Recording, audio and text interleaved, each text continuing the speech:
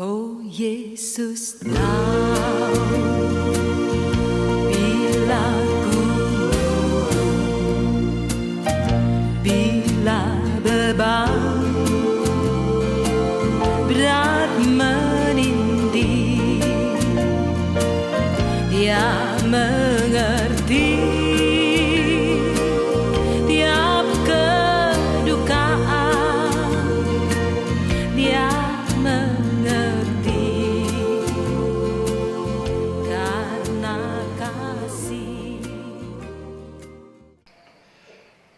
Saudara-saudari santapan jiwaku yang dikasihi Tuhan, salam jumpa kembali bersama saya dalam renungan harian.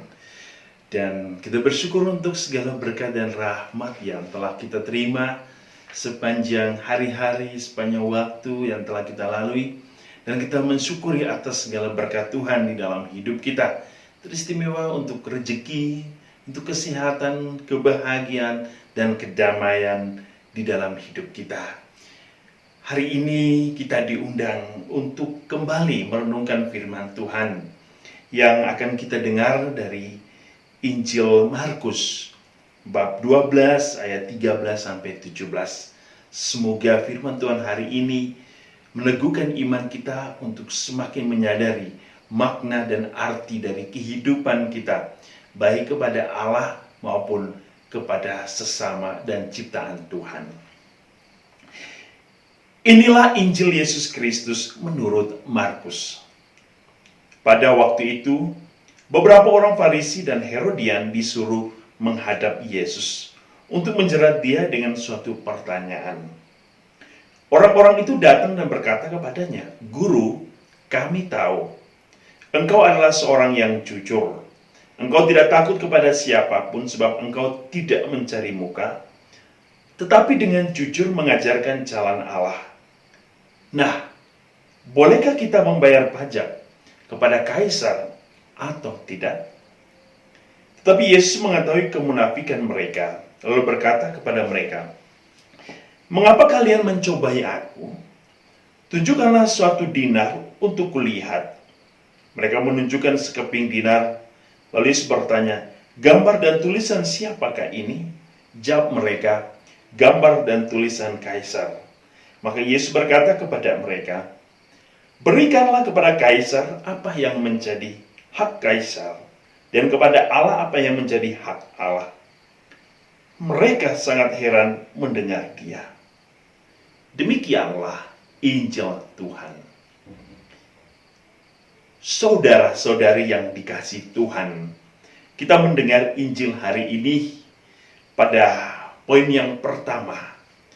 Bagaimana orang-orang Farisi dan orang-orang Herodian mencoba untuk menjerat atau menjebak Yesus dengan satu pertanyaan. Bolehkah kita membayar pajak kepada kaisar atau tidak? Saudara-saudari, kita hidup di dunia ini dalam satu tatanan atau dalam satu sistem. Dan dalam satu sistem itu, kita akan berhadapan dengan kehidupan ini. Kehidupan sebagai warga, sebagai anak-anak bangsa, dan di sisi lain, sebagai ciptaan Allah, kita juga mempertanggungjawabkan hidup kita kepada Allah dalam suatu konteks iman. Sehingga dua hal ini adalah hal yang sangat penting dalam kehidupan kita.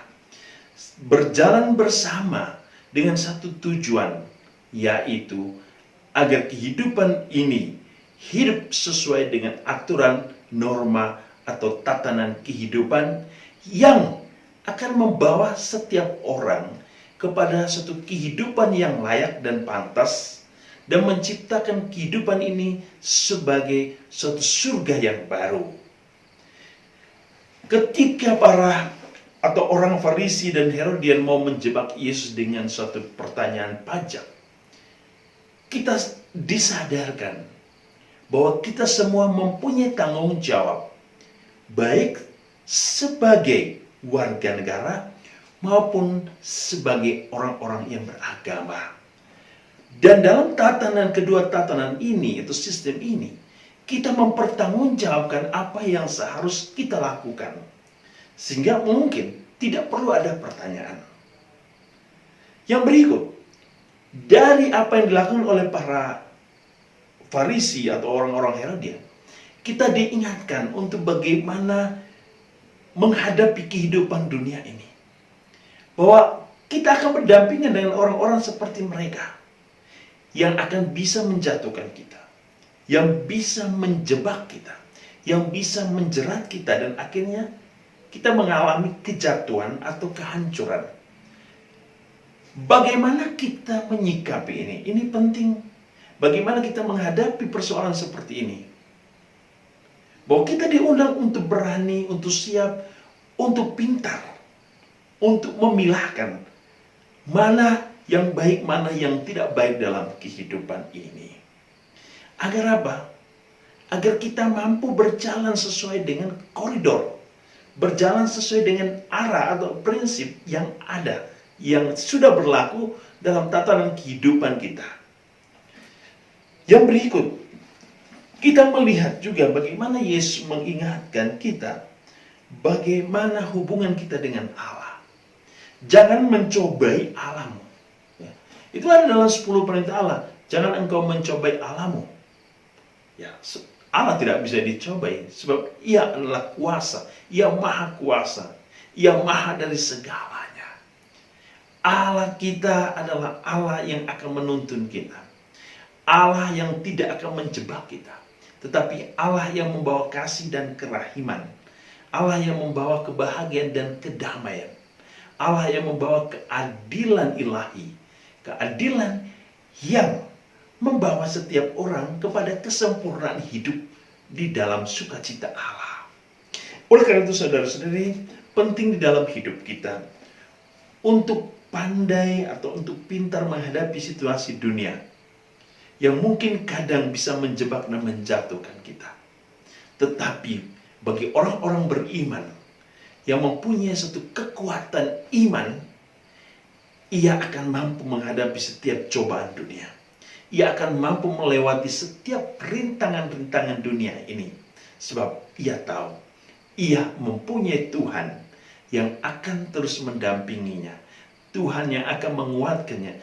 Tuhan yang akan membersihkan cara hidup, cara pikir, membersihkan hati dan jiwanya, sehingga ia mampu untuk melihat kebenaran di dalam hidup ini.